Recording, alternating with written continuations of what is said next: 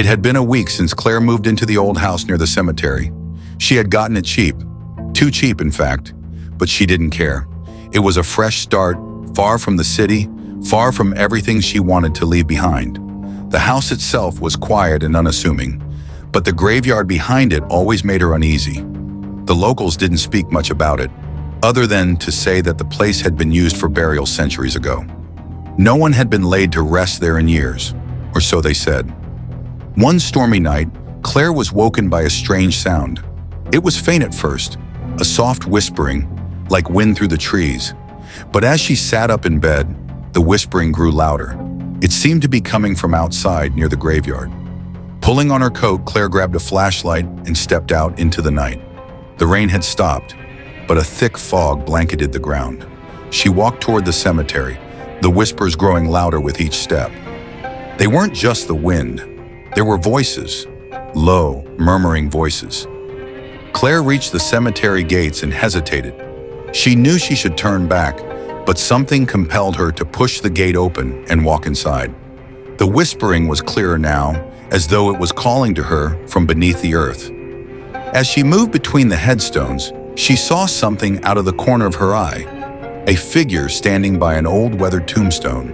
It was a man, dressed in tattered clothes, his head bowed. He didn't move or acknowledge her presence. "Hello," Claire called, her voice trembling.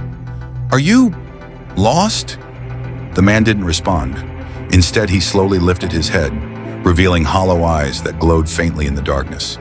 His lips moved, but the whispers weren't coming from him. They were coming from below. Suddenly, the ground beneath Claire's feet shifted.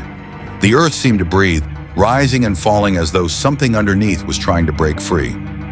Claire stumbled back, her heart racing as she shone her flashlight down at the ground. A hand shot out from the soil, gray, decayed, and grasping for the surface. Claire screamed, turning to run, but the figure by the tombstone was now right in front of her, blocking her path. His cold, dead eyes stared into hers, and the whispers grew louder, more insistent. "Help! Us!" The ground around her erupted, and more hands clawed their way out of the earth. The dead were rising, their whispers turning into anguished cries.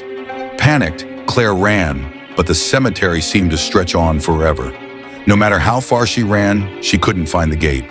The dead followed her, their hollow eyes watching her every move, their whispers filling her mind. Just when she thought she would collapse from exhaustion, she stumbled out of the cemetery and into her yard. The whispers stopped, and the night was eerily quiet once again. Claire locked herself inside her house, but the events of the night haunted her. Every time she closed her eyes, she could hear the whispers again, soft, insistent, as though they were waiting for her to return. She never went back to the cemetery, but deep down she knew the whispers would never leave her. Something had been awakened that night, and it would always be there, watching, waiting, just beneath the surface.